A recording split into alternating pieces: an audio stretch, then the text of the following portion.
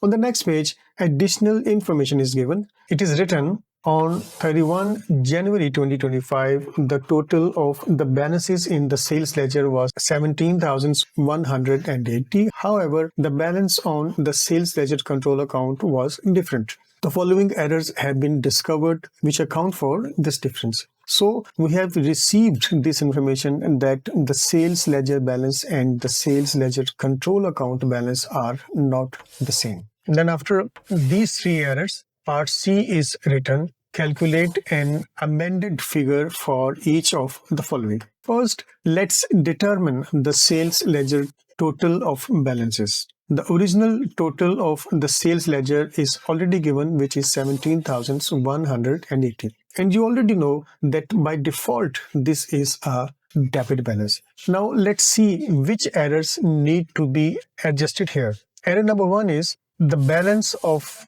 sales ledger control account had been miscalculated. The total of the debit entries was 82,490 and the total of the credit entries was 65,550. So the difference between the debit side entries and the credit side entries is 16,940 and this is a debit balance. However, this relates to the sales ledger control account, not the sales ledger total of balances. But below, they have asked to find the amended figure for the sales ledger control account balance as well. So let's write this here. Is that correct? Let's write balance and write the debit amount next to it. Then error number 2 is written. The total of discounts allowed column in the cash book had been undercast by $90. The total of the discounts allowed column in the cash book is written in the sales ledger control account.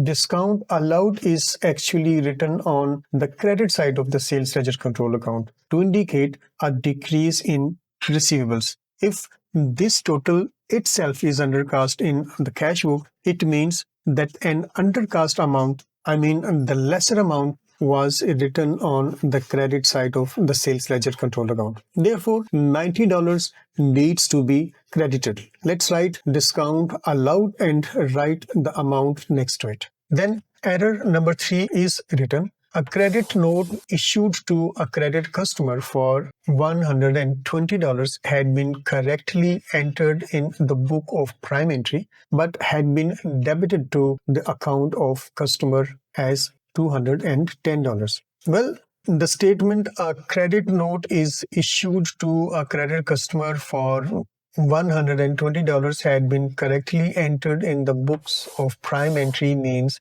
that this error at the very least does not affect the sales ledger control account.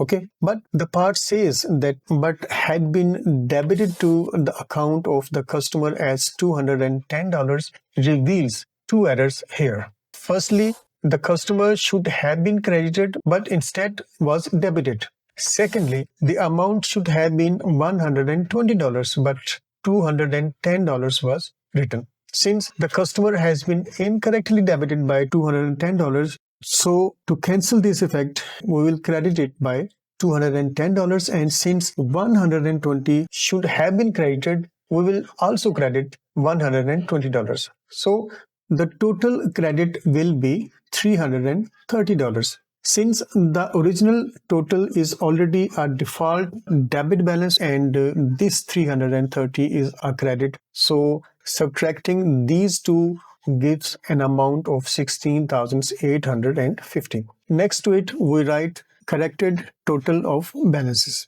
Now let's come to the sales ledger control account balance. This is a debit balance of 16,940 and below we have a credit of $90 written. Therefore, subtracting these two gives an amount of 16,850 and this is a debit balance. Next to it, we write corrected balance. It is an accounting rule that the control account and the total of individual accounts should always be equal. Since these two amounts match, it means the books are now correct and no other errors remain. I hope you have understood this, and the mark distribution in the mark scheme is something like this.